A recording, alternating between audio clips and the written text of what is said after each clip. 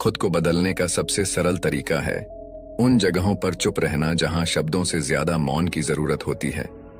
मौन ही वह कुंजी है जो आत्म अधिकार और शांति का मार्ग खोलती है। नमस्कार दोस्तों, स्वागत है आप सभी का आपके अपने चैनल बुद्ध ब्लेसिंग पर। तो चलिए बिना किसी देरी के बढ़ते हैं आज की इस कहानी की ओर। बहुत समय पहले की बात है। मगध राज्य के एक छोटे से गांव में एक युवक रहता था जिसका नाम अंशुमान था। वह बहुत ही अधीर और गुस्सैल स्वभाव का था। छोटी छोटी बातों पर बहस करना और हर बात का उत्तर तुरंत देना उसकी आदत बन चुकी थी। धीरे धीरे उसके इस स्वभाव के कारण लोग उससे कतराने लगे। अंशुमान खुद भी इस बात को महसूस करता था कि उसका स्वभाव उसके जीवन में शांति और खुशियां लाने के बजाय तनाव और अकेलापन बढ़ा रहा है। लेकिन वह समझ नहीं पा रहा था कि उसे इस स्थिति से कैसे बाहर निकलना चाहिए। एक दिन उसने सुना कि पास के जंगल में भगवान बुद्ध का प्रवचन हो रहा है। बुद्ध के बारे में उसने बहुत कुछ सुन रखा था। उनकी करुणा, उनका ज्ञान और उनके द्वारा दी गई जीवन की शिक्षाएं। यह सुनकर अंशुमान ने सोचा, शायद मुझे मेरे सवालों के जवाब वहां मिल जाएं। वह जल्दी ही प्रवचन स्थल पर पहुंचा। वहां बड़ी भीड़ जमा थी। बुद्ध अपने सरल और स्पष्ट शब्दों में जीवन की गहराइयों को समझा रहे थे। उसी समय बुद्ध ने सभा को संबोधित करते हुए कहा, यदि तुम अपने जीवन में सच्चा बदलाव लाना चाहते हो तो 10 जगहों पर चुप रहना सीखो। यह सुनकर अंशुमान को कुछ आशा की किरण दिखी। प्रवचन समाप्त होने के बाद वह बुद्ध के पास गया और उनके चरणों में झुककर बोला, भगवान, आपने कहा कि बदलाव लाने के लिए 10 जगहों पर चुप रहना चाहिए। कृपया मुझे विस्तार से समझाइए कि ये 10 जगहें कौन सी हैं और मैं उन्हें अपने जीवन में कैसे अपना सकता हूं। बुद्ध मुस्कुराए और बोले, यह जानने के लिए तुम्हें धैर्य, अनुशासन और आत्मनिरीक्षण की आवश्यकता होगी। अगर तुम इन शिक्षाओं को अपनाने के लिए तैयार हो तो मेरे साथ चलो। अंशुमान ने सहमति जताई और इस तरह उसकी यात्रा शुरू हुई। पहला स्थान, जब कोई तुम्हारी आलोचना करे। बुद्ध ने अंशुमान को पहले स्थान की शिक्षा दी। अंशुमान, जब कोई तुम्हारी आलोचना करे तो चुप रहो। आलोचना तुम्हारे लिए सीखने का अवसर है। यदि तुम गुस्से में प्रतिक्रिया दोगे तो तुम कुछ भी नहीं सीख पाओगे। लेकिन अगर तुम चुप रहकर सोचोगे तो तुम समझ सकोगे कि वह आलोचना सही है या गलत। बुद्ध ने उसे एक उदाहरण दिया। एक बार एक व्यक्ति ने मुझे अपशब्द कहे। मैंने चुप रहकर उसकी बात सुनी। जब वह थक गया तो मैंने उससे पूछा, अगर तुम किसी को उपहार दो और वह उसे न ले तो वह उपहार किसके पास रहेगा? वह बोला, मेरे पास। मैंने कहा, तुम्हारे ये शब्द भी तुम्हारे पास ही रहेंगे क्योंकि मैंने इन्हें स्वीकार नहीं किया। अंशुमान ने इसे अपने जीवन में अपनाने का निर्णय लिया। शुरुआत में यह कठिन था, लेकिन धीरे धीरे उसने महसूस किया कि आलोचना सुनने के बाद चुप रहने से वह आत्मनिरीक्षण कर पाता है। दूसरा स्थान, जब कोई तुमसे बहस करे। कुछ दिन बाद बुद्ध ने अंशुमान को दूसरे स्थान पर चुप रहने का महत्व समझाया। जब कोई तुमसे बहस करे तो चुप रहो। बहस में सच नहीं बल्कि अहंकार की जीत होती है। यदि तुम चुप रहोगे तो तुम स्थिति को बेहतर समझ सकोगे और सही निर्णय ले सकोगे। बुद्ध ने एक किसान की कहानी सुनाई। 2 किसान अपनी जमीन के छोटे से टुकड़े को लेकर झगड़ रहे थे। दोनों का मानना था कि वह जमीन उनकी है। जब मैंने उनसे पूछा कि क्या उन्होंने जमीन अपने साथ लाई थी जब वे जन्मे थे या क्या वे इसे अपने साथ ले जाएंगे जब वे मरेंगे, तो वे चुप हो गए।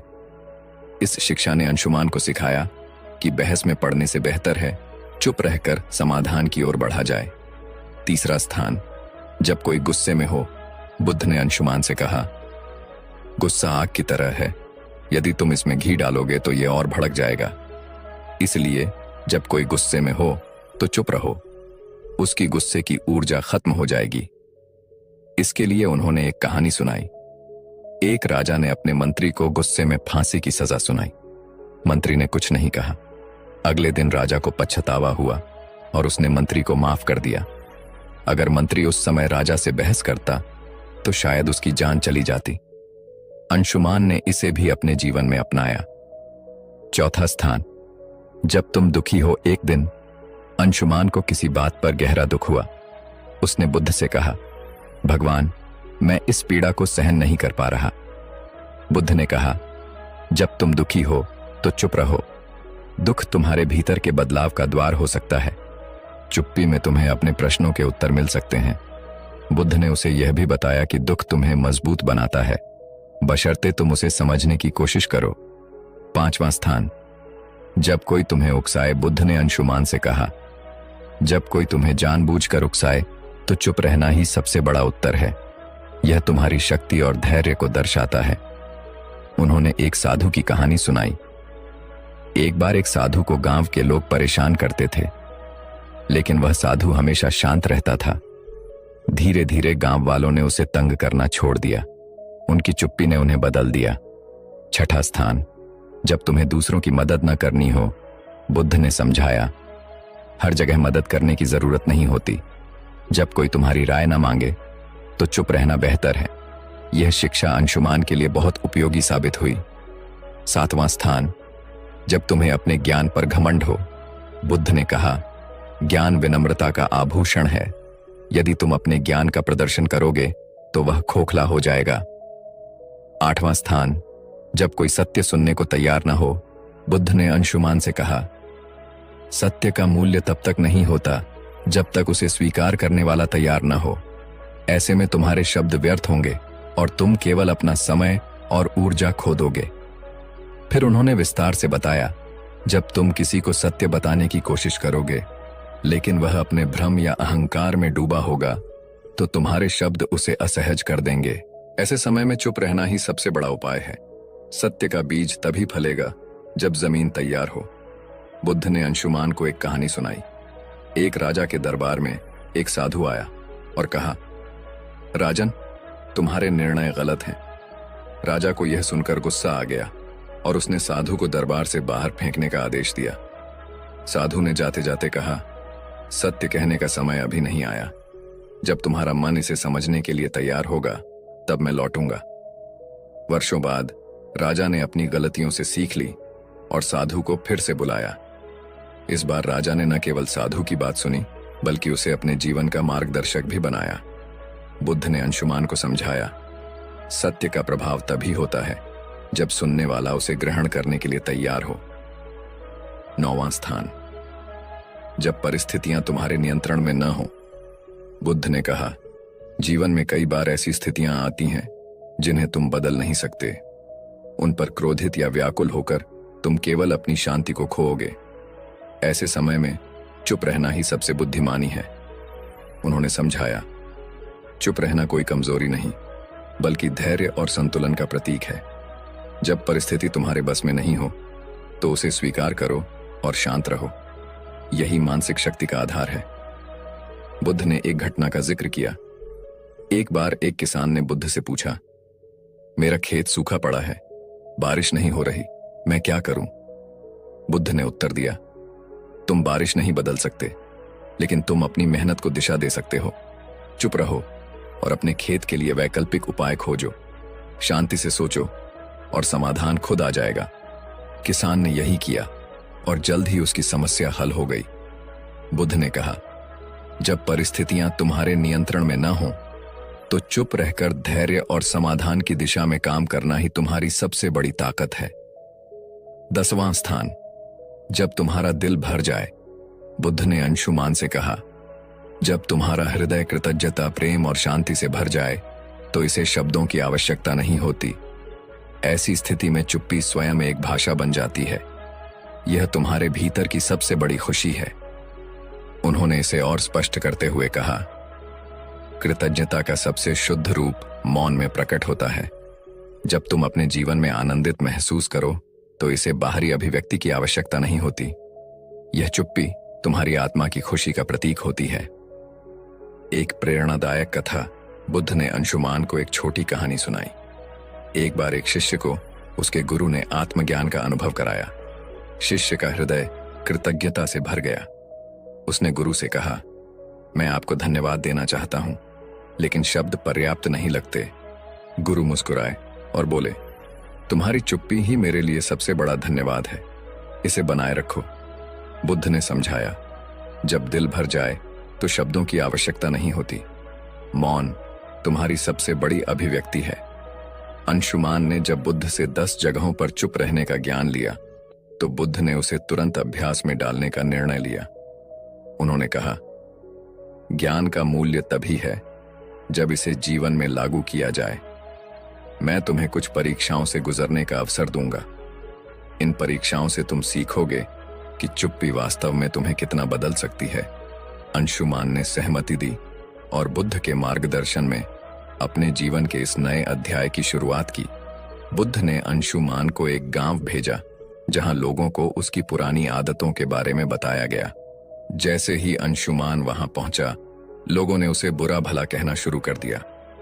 गांव वालों ने कहा, तुम्हारे जैसे लोग कभी नहीं बदल सकते। तुम हमेशा दूसरों को दोष देते हो। तुम यहां क्यों आए हो? अंशुमान का स्वभाव था कि वह तुरंत जवाब दे और खुद को सही साबित करे, लेकिन इस बार उसने बुद्ध का बताया पहला स्थान याद किया। जब कोई तुम्हारी आलोचना करे तो चुप रहो। वह शांत खड़ा रहा। धीरे धीरे गांव वाले थक गए और उसकी चुप्पी देखकर हैरान हो गए। उन्होंने महसूस किया कि वह बदल चुका है। अंशुमान बुद्ध के पास लौटा और कहा, भगवान, चुप रहना कठिन था, लेकिन इससे मुझे एक नई ऊर्जा मिली। बुद्ध मुस्कुराए और बोले, यही पहला कदम है। अब अगली परीक्षा के लिए तैयार हो जाओ। दूसरी परीक्षा। जब कोई बहस करे, बुद्ध ने अंशुमान को एक व्यापारी के पास भेजा जो हमेशा अपने ग्राहकों से बहस करता रहता था। बुद्ध ने कहा, इस व्यापारी से कोई सवाल पूछो और जब वह बहस करे तो चुप रहो। अंशुमान व्यापारी के पास गया और पूछा, आपके सामान की कीमत इतनी अधिक क्यों है? व्यापारी तुरंत गुस्से में आ गया और बहस करने लगा, तुम्हें क्या पता कि मैं कितना मेहनत करता हूं? क्या तुम मेरे काम की कद्र नहीं करते? अंशुमान ने बुद्ध के दूसरे स्थान को याद किया। जब कोई बहस करे तो चुप रहो। वह शांत खड़ा रहा। उसकी चुप्पी ने व्यापारी को सोचने पर मजबूर कर दिया। उसने महसूस किया कि बहस का कोई अर्थ नहीं है। तीसरी परीक्षा। गुस्से का सामना करना। अब बुद्ध ने अंशुमान को एक ऐसे व्यक्ति के पास भेजा जो अपने गुस्से के लिए कुख्यात था। अंशुमान को उसके पास जाकर मदद मांगने को कहा। उस व्यक्ति ने गुस्से में कहा, तुम्हें मुझसे मदद चाहिए? तुम्हारी हिम्मत कैसे हुई? अंशुमान ने पहले की तरह जवाब देने की बजाय चुप रहने का निर्णय लिया। धीरे धीरे उस व्यक्ति का गुस्सा शांत हो गया। उसने कहा, तुमने मुझे जवाब क्यों नहीं दिया? क्या तुम डरे हुए हो? अंशुमान ने कहा, मैं आपके गुस्से को नहीं बढ़ाना चाहता था। उस व्यक्ति ने महसूस किया कि चुप्पी में शक्ति है। चौथी परीक्षा। दुख का सामना करना। अगली परीक्षा में बुद्ध ने अंशुमान को एक विधवा स्त्री के पास भेजा जिसका इकलौता बेटा हाल ही में मृत्यु को प्राप्त हुआ था। वह स्त्री अपनी पीड़ा में किसी से बात नहीं करती थी। बुद्ध ने कहा, उसके पास जाओ और बिना कुछ कहे उसकी मदद करो। अंशुमान उसके पास गया और बस उसके पास बैठा रहा। उसने कुछ नहीं कहा, लेकिन उसकी मौन उपस्थिति ने स्त्री को सांत्वना दी। उसने पहली बार किसी से अपनी कहानी साझा की और अपने दुख से उबरने का प्रयास किया। बुद्ध ने कहा, दुख में चुप्पी कई बार शब्दों से अधिक प्रभावी होती है। पांचवी परीक्षा। उकसावे का सामना करना। बुद्ध ने अंशुमान को एक ऐसे समूह के पास भेजा जो उसे उकसाने के लिए तैयार था। उन्होंने अंशुमान को अपमानजनक बातें कहीं, लेकिन अंशुमान शांत रहा। उसकी चुप्पी ने उन्हें हार मानने पर मजबूर कर दिया। परीक्षाओं के बीच अंशुमान ने बुद्ध से पूछा, भगवान, चुप रहना कैसे इतना प्रभावी हो सकता है? बुद्ध ने कहा, एक बार एक राजा ने एक साधु से पूछा, जीवन में सबसे बड़ी ताकत क्या है? साधु ने राजा को एक कटोरा पानी और तेल दिया। उसने कहा, पानी और तेल को मिलाओ। राजा ने कोशिश की, लेकिन तेल पानी में घुल नहीं पाया। साधु ने कहा, चुप्पी तेल की तरह है, इसे आपसे अलग नहीं किया जा सकता। जब तक तुम इसे संभालोगे, यह तुम्हारी सबसे बड़ी ताकत रहेगी। अंत की परीक्षा। जब दिल भर जाए, अंत में बुद्ध ने अंशुमान को खुद से एक और परीक्षा लेने को कहा।